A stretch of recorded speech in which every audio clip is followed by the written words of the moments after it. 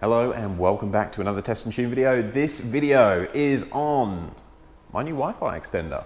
So we've just moved into this property and unfortunately one of the stipulations when we moved in, we had to be aware that we couldn't use the main building due to the floors being replaced. So for the last 2 weeks, this has been a bit of a construction site, but yesterday they finished the flooring and I thought I'd show you how we've been running half of our computer setup for the last 2 weeks wirelessly. Now, just so you can get a picture on what's going on, and you might have seen it in the other video that went up, but we have our main internet connection comes in through the NBN. That is a fiber to the curb connection. So it's actually copper coming in, but it does get quite good speeds. We're actually, I think our internet plan is 100 megabytes per second, and we normally average high 90s. I will show you a speed test in a few seconds.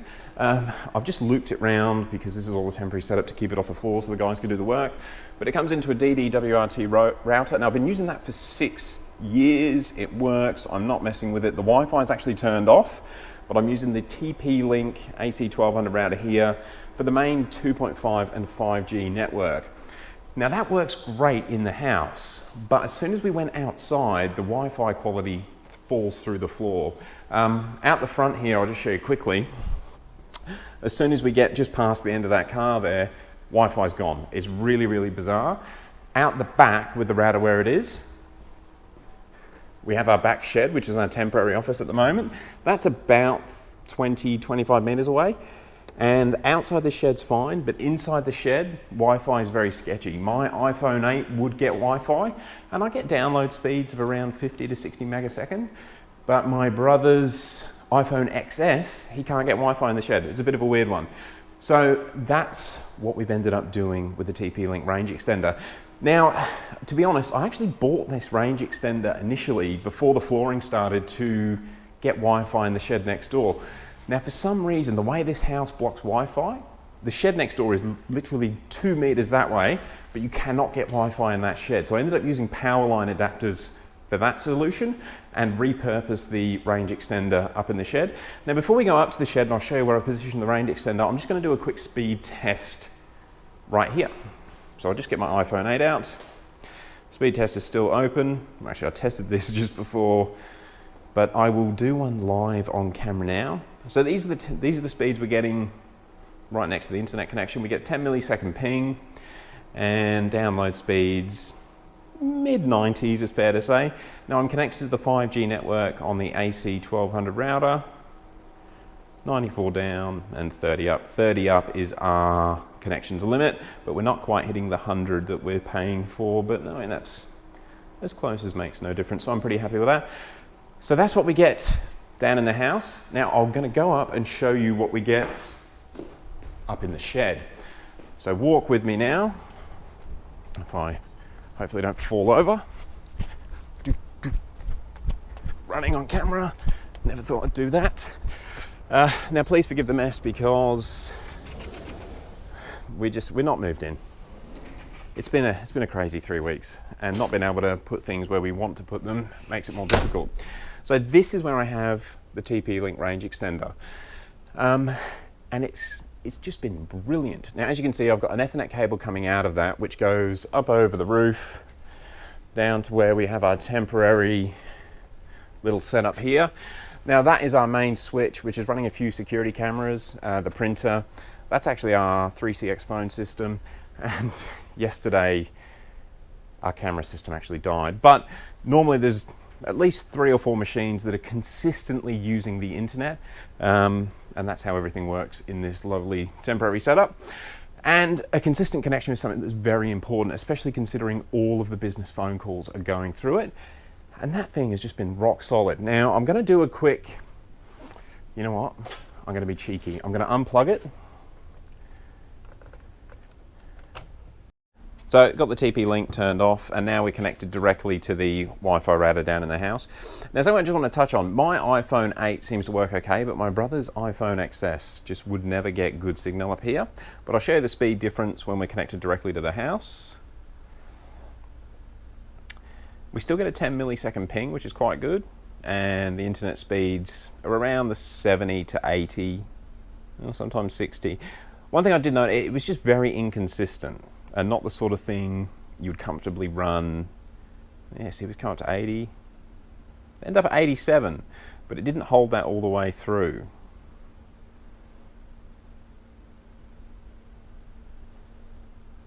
And the upload was also limited a bit,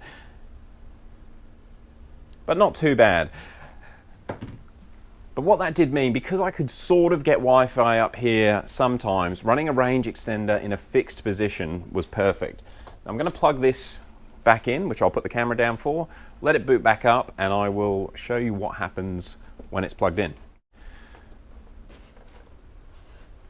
So one thing with the TP-Link, which made it a no-brainer, was having the Ethernet port, and that's what makes this whole system work up here. For the PoE switch that's running the cameras, the printers, which will probably stay up in the shed, but also having the actual Wi-Fi extension as well. So one thing, I know you can set it up to use either a 2.4 or the 5 gigahertz network. This is just fully set up on the automatic settings at the moment. And you can just see it's connected to 2.4, which it will get a stronger signal on, but it hasn't connected to the 5 gig just yet. And there's the 5 gig network getting a connection. So now let's do another speed test in about the same position we were before.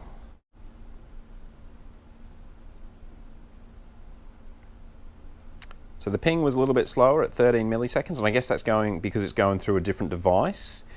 However, I've now got full Wi-Fi and I'm getting the similar sort of speeds that you can get down in the main building. Oh, upload's a little bit slower, but 27, 28, which is pretty damn close. Yeah, so I'd say with having that range extender up in the shed actually makes the internet as close as makes no difference to the speeds we get down in the main house. But having that Ethernet port and being able to run the actual wired gear up in here, obviously when you've got a switch, you can then plug everything into it as you would normally. And we've been running security cameras. I think we've got 7 channels of security cameras running through that Wi-Fi signal at this point in time, and it works absolutely fine. I've been really happy with the TP-Link. Now again, this was one of the cheaper items. I think it was around 120 Australian that I paid for it. It is the AC 1200 model. I'll put the box down, but I'll put a link to it down below so you can see the exact specs. But I have been super, super happy with it. Something that it has done, now I don't know if it's because it's nearly got direct line of sight to the router down through the window over there, although I didn't think glass went through Wi-Fi. Having that one up there, transmitting from its position, we can actually get full Wi-Fi right down in the garden. So all the way down there, it doesn't work through the container, but if you stand right at the end of our garden, you've actually got Wi-Fi and it's connecting to that port up there. It's been so good for increasing the Wi-Fi signal.